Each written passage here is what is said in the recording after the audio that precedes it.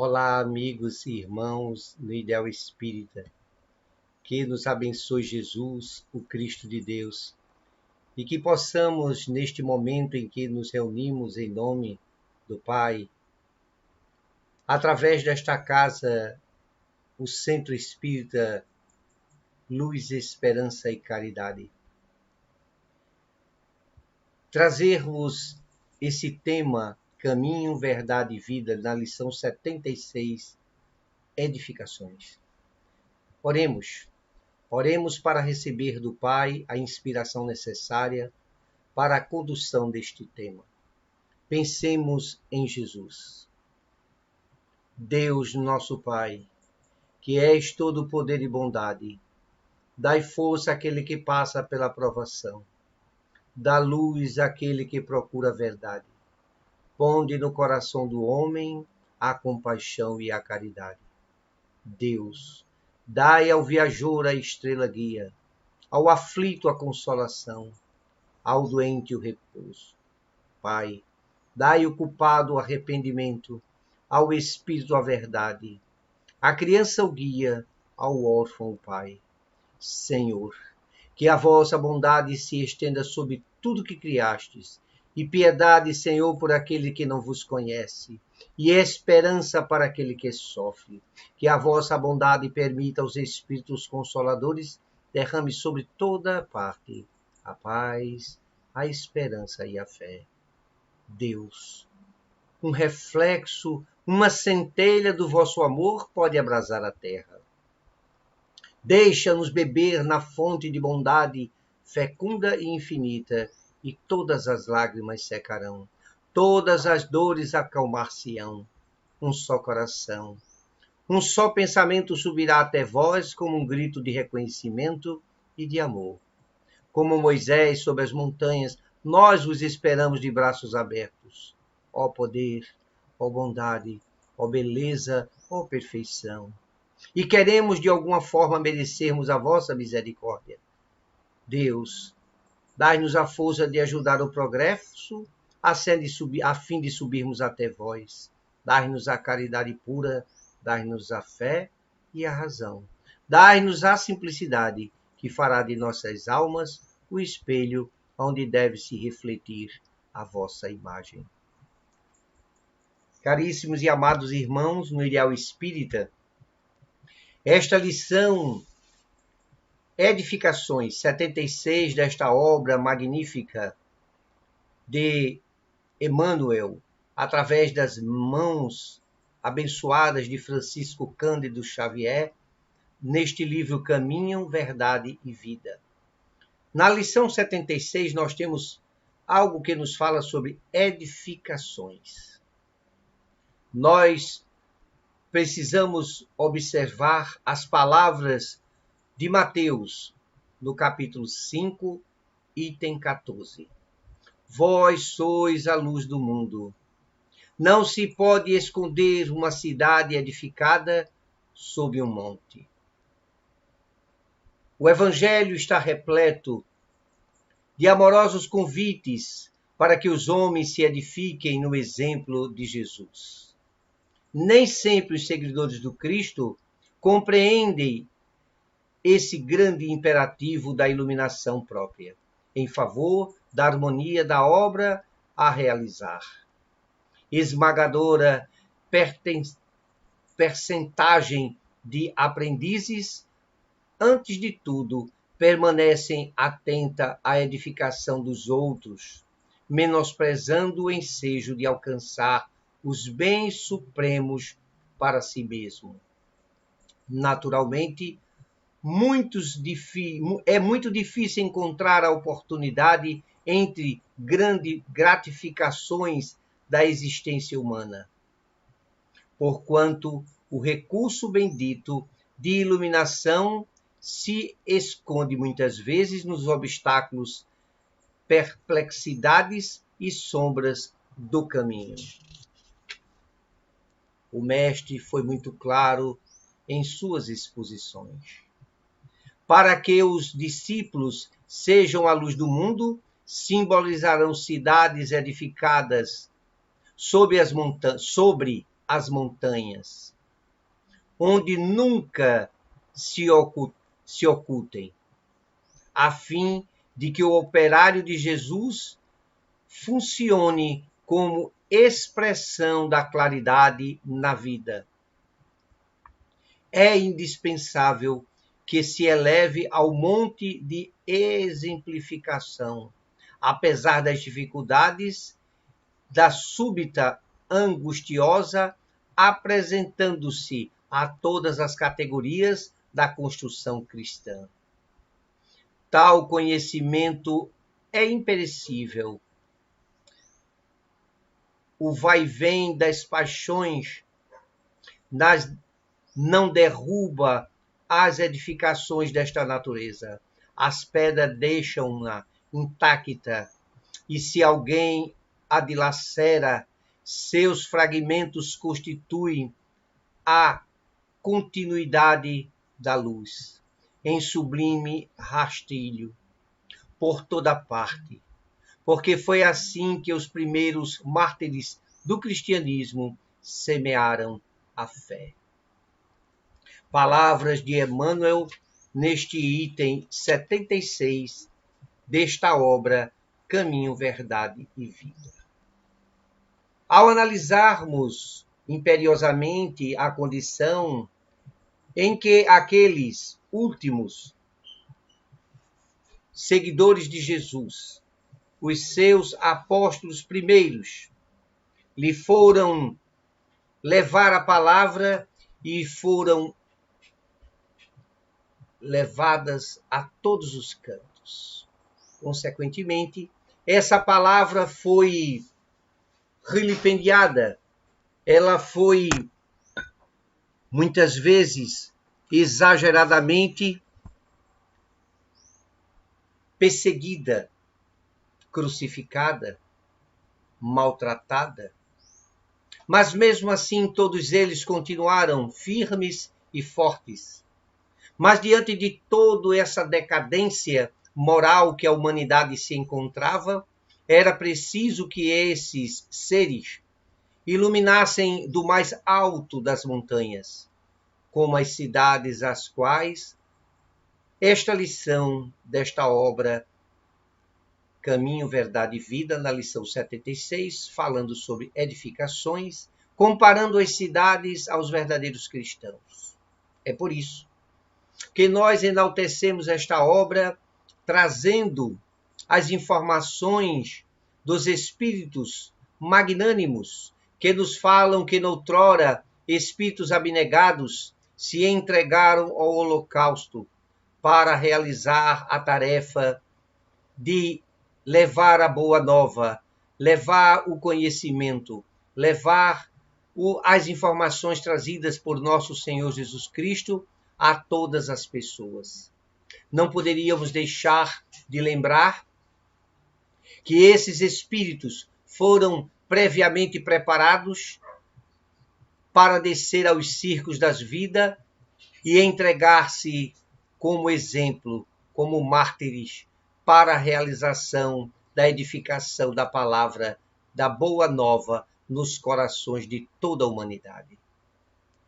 Lembremos-nos que muitos homens em suas vidas e cotidianos foram convocados e nos fazem lembrar aqueles mais quase que insignificantes no Evangelho, mas que apresentam-se como uma história muito mais contundente e recheada de modificações que possamos imaginar.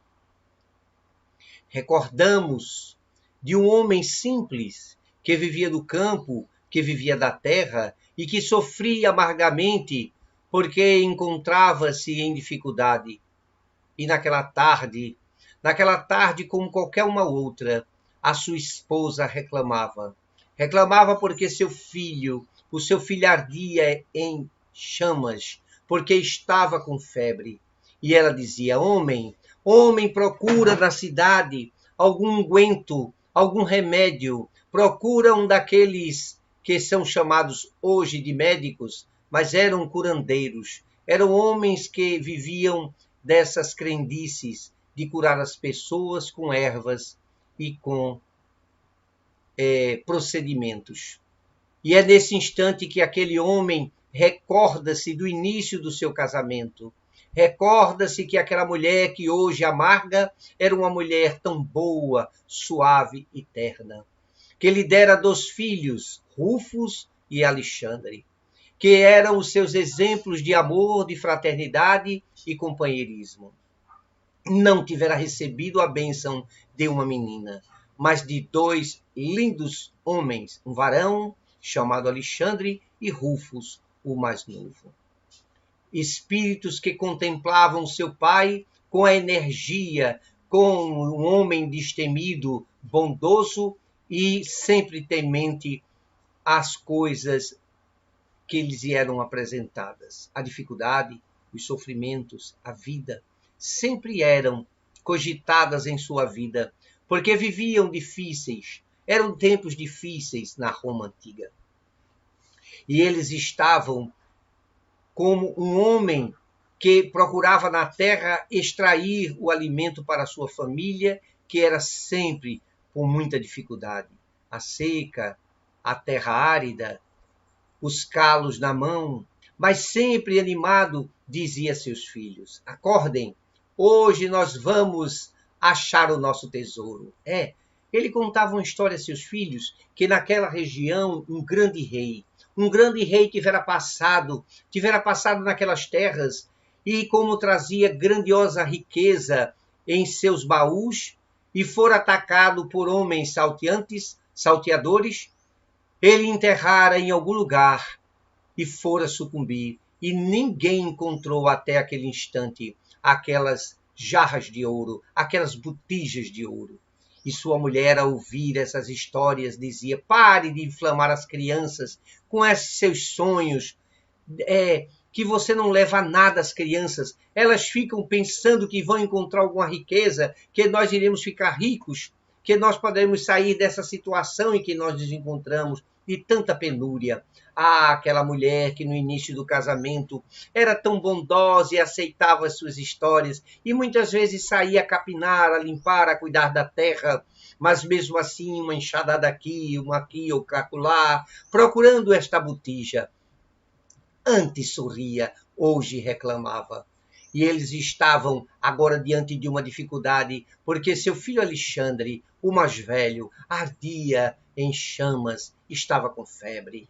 E logo pela manhã, ao acordar, a mulher levanta dizendo: vai procurar logo este unguento, vai à cidade, vê se você consegue trazer algo para passar a febre de nosso filho. E ele levanta-se, nem espera o seu café da manhã, sai desesperado em direção à cidade. Anda léguas, lembra-se de todo esse caminho, que era árduo porque era devidamente causticado por um sol que ardia em sua pele. E ao se aproximar da cidade, começa a perceber que aquela cidade está diferente. Existe algo que está acontecendo, porque a cidade está quase que vazia. E ele procura num canto, noutro, nos bares, nos locais que as pessoas vendiam aqueles ungüentos, tudo fechado. E as pessoas se encaminhavam todo a lá, aquele Monte da Caveira. O que está acontecendo? Por que todos estão nesse alvoroço? E aí aquele nosso irmão Simão começa a andar, e esfregando as mãos e perguntando: olha, aquele curandeiro, ele não está aqui, ele está lá no monte também. Meu Deus, o que é que está acontecendo neste monte? Porque todo mundo vai para este monte, o que foi que aconteceu? E as pessoas olham para ele, assustados, e perguntam: o senhor não está sabendo? Não está sabendo do homem que vai ser crucificado? É um tal de Jesus, o Cristo, aquele que falam que é o Nazareno.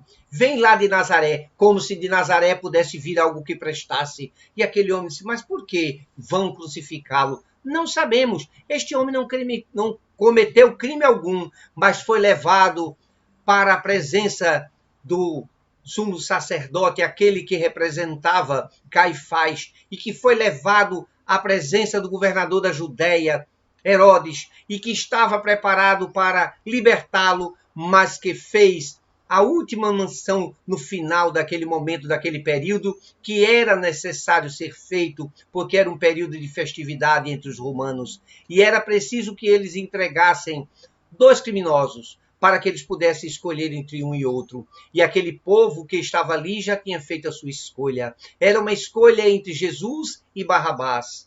E novamente a esperança daquele povo estava calcada no imediatismo. Procuravam eles libertar um homem que trazia força, que trazia liberdade em sua espada. E deixaram Jesus ser crucificado.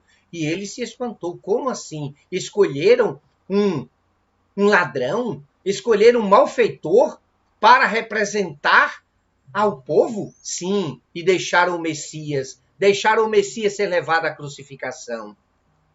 E ele disse, que coisa mais impiedosa, por que esse povo fez isso? E ele disse, aí o homem respondeu, e você não sabe, nesta mesma tarde de ontem, em que Jesus foi levado para as masmorras e foi açoitado, o salteador foi solto. Barrabás foi levado à multidão, foi carregado, ovacionado, criou logo um grupo e foi se rebelar contra Roma e foi morto ontem à tarde mesmo, no mesmo dia que ele foi solto.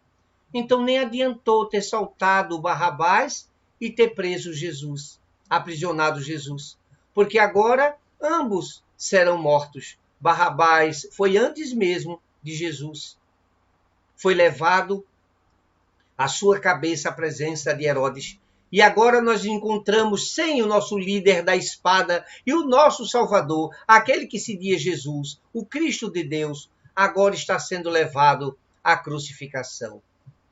Simão se encheu de curiosidade e disse, eu vou até lá. E seguiu aquela multidão que andava freneticamente em uma direção, em Monte das Caveiras. E lá, quando ele chegou, viu que a multidão cercava um conglomerado de soldados que, com os seus chicotes, batiam as costas de um homem.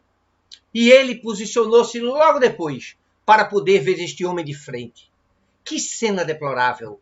Era um homem franzino, um homem de porte alto, de cabelos à cor de amêndoa, repartidos ao meio, a estilo nazareno, até a altura dos ombros. Em sua cabeça existia uma coroa de espinhos. Que maldade! Que lhe fazia sangrar o rosto todo. As costas desnuda apanhava como um animal para carregar o madeiro.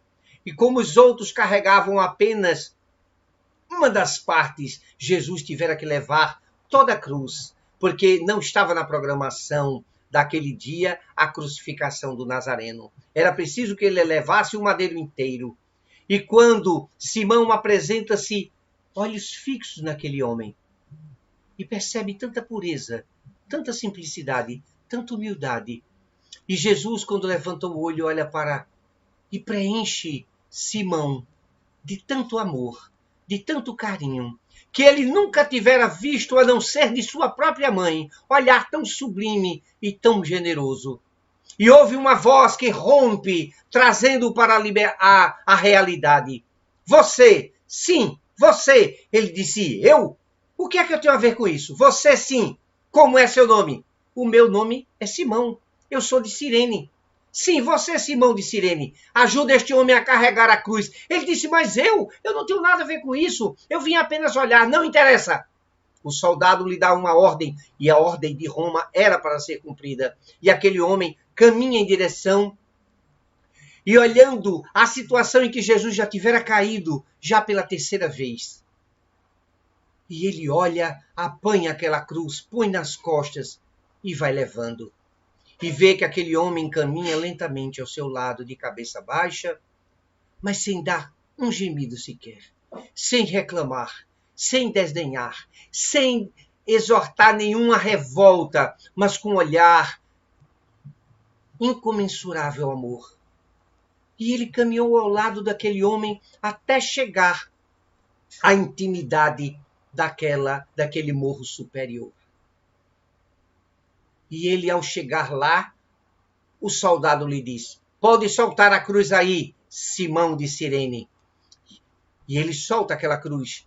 Mas lembra-se, Alexandre, eu preciso levar um unguento para Alexandre, eu preciso voltar para a cidade. Meu Deus, eu perdi tempo, já é o final da tarde, o que é que eu estou fazendo aqui? E aí ele olha e sai correndo, não espera o crucificado ser embaldeirado. Mas como aquele Monte das Caveiras era muito alto, e ele começava a descer em carreira e em direção contrária à multidão que subia. E Simão de Cirene desce, chega na cidade e encontra a cidade novamente, agora muito mais vazia. Não tinha ninguém, tudo fechado. E ele se desespera. Meu Deus, eu tenho que voltar. A estrada é difícil, são muitas léguas até chegar em casa. E volta ele muito apreensivo. Poderia encontrar seu filho Alexandre já morto. E ele aproxima-se de casa, encontra aquela lamparina acesa, a porta entreaberta. E ele, ao aproximar-se, ele percebe que sua esposa já estava dormindo.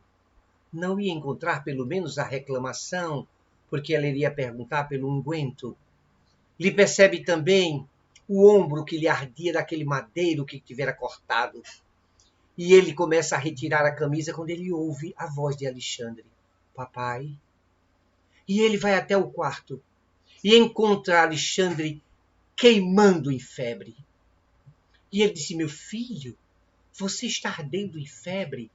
E quando ele aproxima-se, o filho abraça-se com ele e reclina sua cabeça por sobre o ombro que estava ardendo. E aquele calor, o suor de Alexandre arde a pele. Ele tenta retirar e Alexandre lhe abraça dizendo, papai, papai, o senhor está tão frio.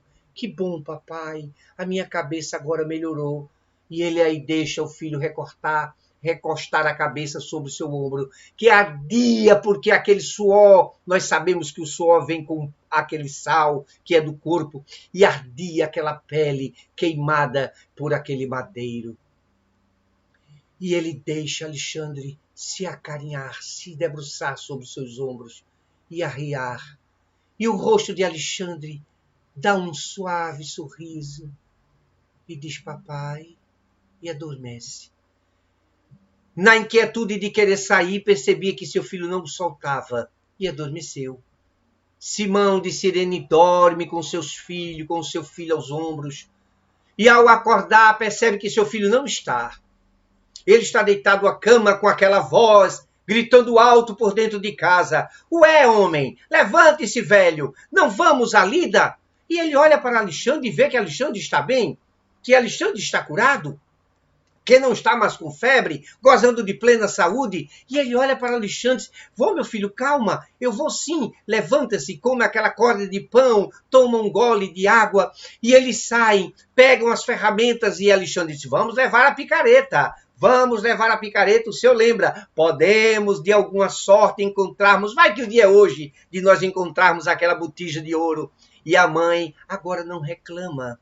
Parece que algo aconteceu. Aquela mulher sorrir, aquele sorriso que outrora no casamento ela fazia. E ela disse, pode ser, tudo pode acontecer.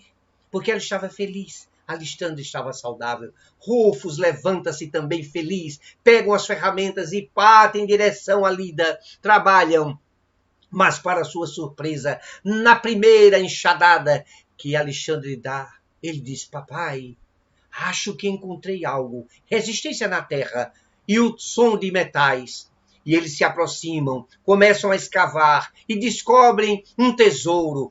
Um tesouro que não era ilusório, era o tesouro daquele rei que estava escondido ali. E eles abriram, retiraram as peças de ouro, patacas de ouro, peças de ouro. A família agora estava rica. A família agora podia mudar-se, sair daquela miséria e partir em direção de Roma. Agora, Alexandre, que tinha vontade de estar praticando a arte da carpintaria, poderia estudar. Aquele nosso irmão Rufus, que tinha vontade de fazer parte dos exércitos de Roma, ele tinha dinheiro para pagar, comprar uma casa e seguir avante. E seguiram todos felizes, deixaram as terras para trás, que agora não mais importava, e seguiram para a cidade. E ao chegar na cidade, com aquela riqueza que encontraram, puderam comprar uma casa e se estabelecer como pessoas com novas roupas, todos estavam agora felizes. A mulher de Simão sorria e dizia: meu filho, Deus nos abençoou com essa riqueza. Nós precisamos agradecer. Foi quando Alexandre vira-se para o pai e diz: pai, por que o senhor me falou daquela história daquele homem? Por que nós não vamos procurá-lo? Por que nós não vamos saber sobre ele? E aí, Simão de Cirene disse: é mesmo, como eu o ajudei, nós podemos saber. Ouvimos rumores, e ele disse: Alexandre, eu fiquei sabendo que é muito perigoso. As pessoas que buscam saber notícias deste homem são aprisionados e são mortos por Roma. Então, eu não vou permitir que você vá, Alexandre, de forma alguma. Eu irei a primeira vez. Eu irei sozinho. E Simão de Cirene sai em direção às cavernas.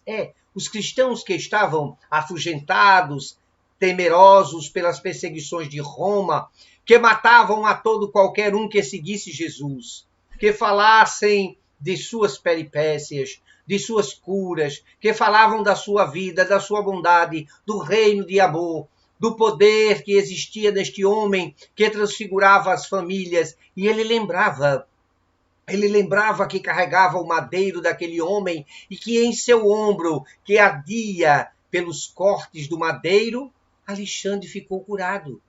E como ele sabia que aquele homem fazia milagres, será que não foi ele? Que história é essa? Esse homem chegou na minha vida de uma forma surpreendente e com os cortes do meu ombro, meu filho ficou curado, meu filho ficou saudável, a febre passou. E agora, no dia seguinte, nós encontramos a botija de ouro e viemos para a cidade. Eu preciso saber que este homem que entrou de rodão na minha vida e que modificou toda ela.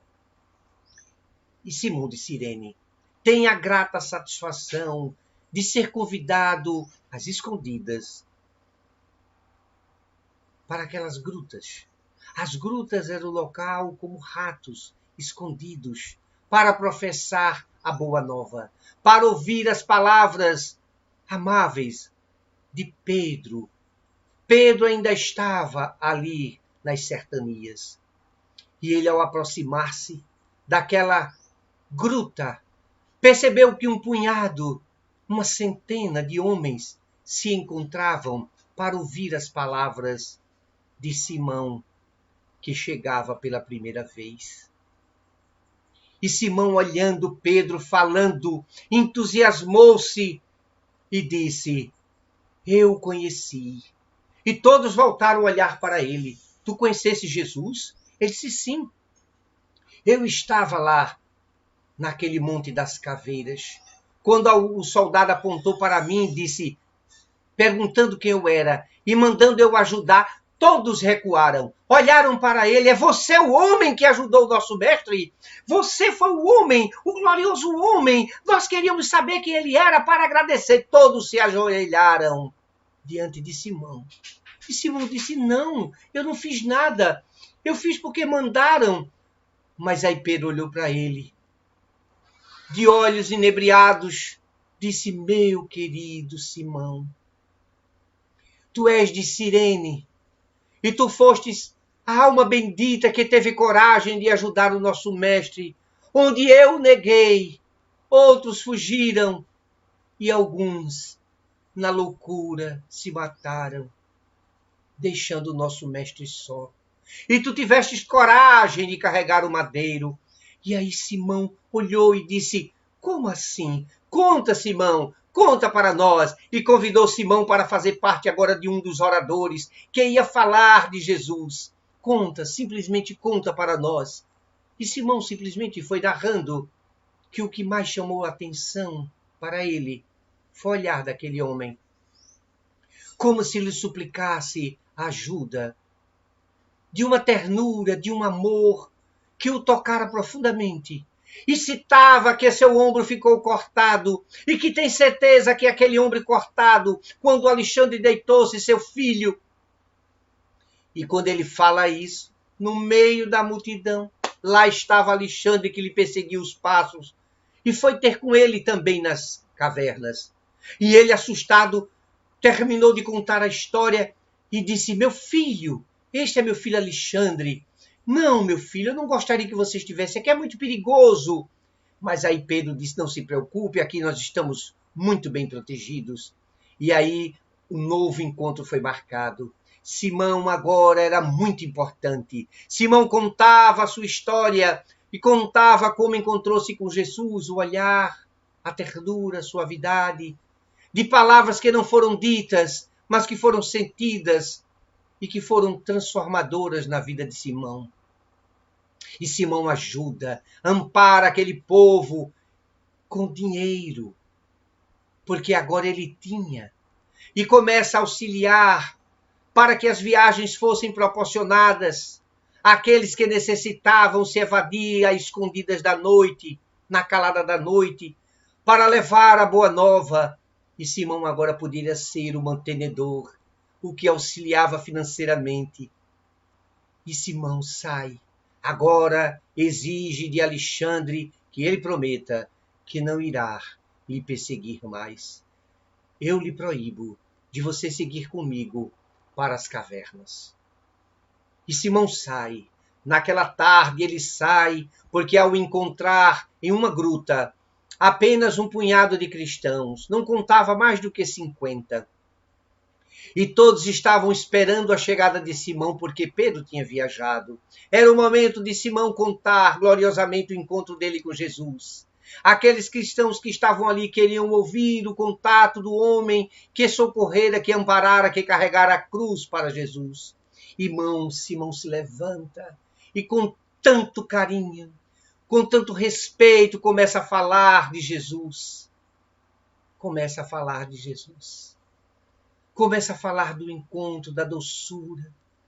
Assim como o nosso irmão, nesta lição, nos diz que esta luz não pode ficar embaixo do alqueire, tem que ficar acima, norteando a coração sequiosos, necessitados do amor.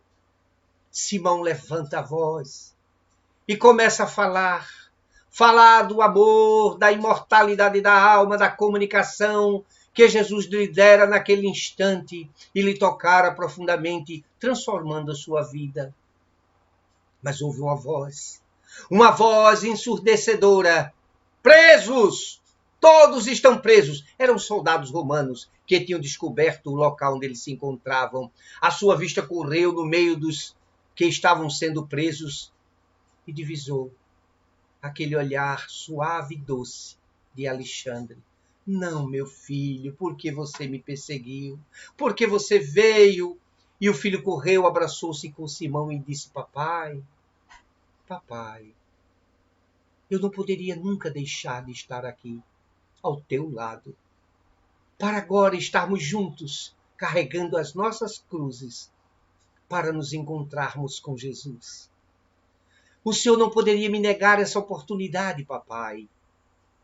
E foram todos presos, levados ao cárcere, que eram as câmaras que estavam precedendo as arenas. A festa grandiosa foi realizada, porque cristãos iam ser devorados pelas feras. E a dor que pleneava o coração daqueles que estavam ali sobrecarregados, porque sabiam que ia ser devorados, seriam mortos. E alguém suavemente, com a voz altaneira, diz: és tu, Simão, que estás conosco? E Simão levanta os olhos, olha para aquele homem e disse: sou eu mesmo. Simão, tu que estivestes com Jesus, conta-nos o teu encontro com Jesus. E Simão se levanta naquele final de tarde e canta as glórias, contando o seu encontro com Jesus mais uma vez, levando as lágrimas àqueles que estavam prestes a serem devorados como cristãos nas arenas. As portas se abrem e uma voz encantadora de Alexandre diz: Ave Cristo, aqueles que vão morrer te saúdam. E todos entram cantando hosanas às alturas, com Simão Cirineu à frente, garbosamente, para encontrar a morte não tinham medo, porque tinham superado a dor do egoísmo, de estar na terra por questões efêmeras, mas que existia um propósito muito maior de encontrar Jesus, o Salvador. Entraram nas arenas de braços abertos, cantando hosanas às alturas. Os homens de boa vontade se entregam a ti, Senhor. E cantando, as feras foram soltas. Alexandre estava a 1,5 metro. Quando Simão Cirineu vê uma fera atacá-lo pelas costas e se debruçando para se alimentar, ele fecha os olhos, dá glórias ao Senhor e a fera lhe engole. Ao abrir os olhos, divisa aqueles olhares que estavam fixos nos seus. Olhava para Simão Cirineu, era Jesus. Olhava nos olhos e dizia: vem, Simão. Vem, Simão. Agora é a minha vez de ajudar-te a carregar a cruz. E para sua surpresa, Alexandre vinha já de braços dados com Jesus. Ó cristãos, ó irmãos, ó espíritas, amai-vos. Amai-vos. Busquemos sedentos deste amor que glorifica o reino dos céus, da entrega totalmente aos espíritos que estão ainda decaídos, sobrecarregados, a coragem de levantar altaneiramente esta luz, que é a doutrina dos espíritos, para convidá-los à ceia com o Senhor, onde ele irá partir o pão e nos dizer: eis-me aqui. Este é o meu corpo, que é dado a vós. E da mesma maneira, ele levanta aquela taça que continha o vinho, que representava simbolicamente o seu sangue. E ele dizia: eis aqui o meu sangue. É a nova aliança que faço entre vós. E após a pronunciar essas palavras, Jesus exortava um novo mandamento. Olhando os seus discípulos, a primeira equipe que veio trazer a boa nova, Jesus dissera: em verdade, eu vos dou um novo mandamento. Amai-vos uns aos outros, como eu vos amei. Espíritas, amai-vos. Espíritas, instruir-vos. As casas espíritas são as edificações que foram preparadas para serem postas no alto da colina, para que todos possam ver como os representantes fiéis da imortalidade da alma, da unicidade divina, da comunicação com os espíritos, das explicações dos espíritos em esta obra, o Livro dos Espíritos, que nos explica o mecanismo de comunicabilidade através desta obra, o Livro dos Médiuns, que nos faz enternecer recordando-nos as palavras de Jesus no Evangelho segundo o Espiritismo, que nos exemplifica com as histórias vindas do mundo maior dos espíritos na obra O Céu e o Inferno, e que nos fazem compreender as lições científicas,